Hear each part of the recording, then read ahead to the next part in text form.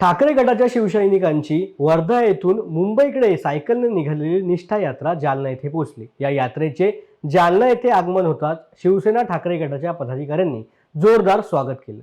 युवा परिवर्तन की आवाज या संघटनेचे अध्यक्ष आणि शिवसैनिक निहाल पांडे यांच्या नेतृत्वामध्ये ही यात्रा निघाली असून वर्धा ते मुंबई असा 864 किलोमीटरचा प्रवास ते सायकलने करत आहेत।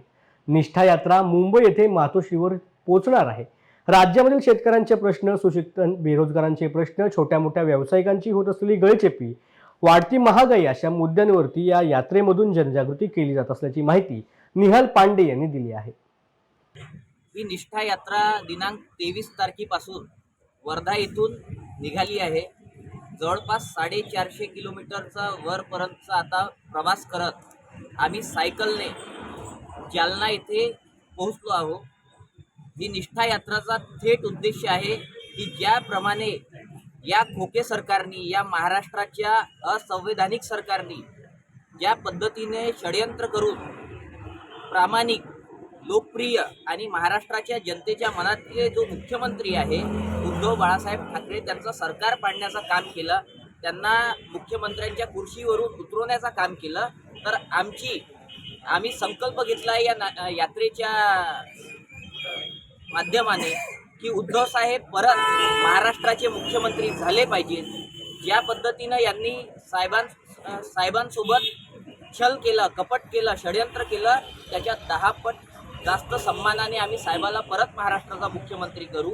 आम्ही साहेबांनी जो आवाहन केलं होतं उद्या चर्चा, हे कार्यक्रमामार्फत सरकारची जितकी गोडबंगाल योजना आहे त्याची पोलखोल करत आम्ही गावागावातून प्रवास करत आहोत। अनेक शेतकरी, कष्टकरी, बेरोजगार हे आम्हाला भेटत आहे।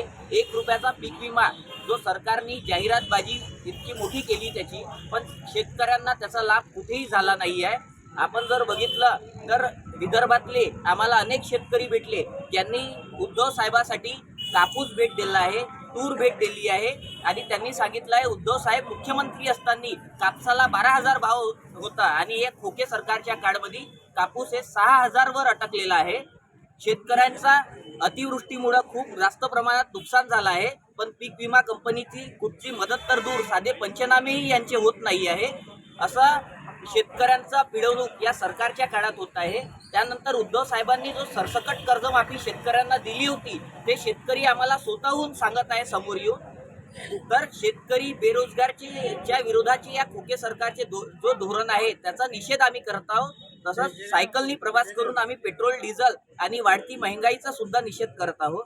दिनांक 31 तारखेला आमची ही निष्ठा यात्रा मुंबई मातोश्री इथे जाऊन उद्धव साहेबांचा आशीर्वाद घेऊन या निष्ठा यात्रेचा समापन होणार आहे।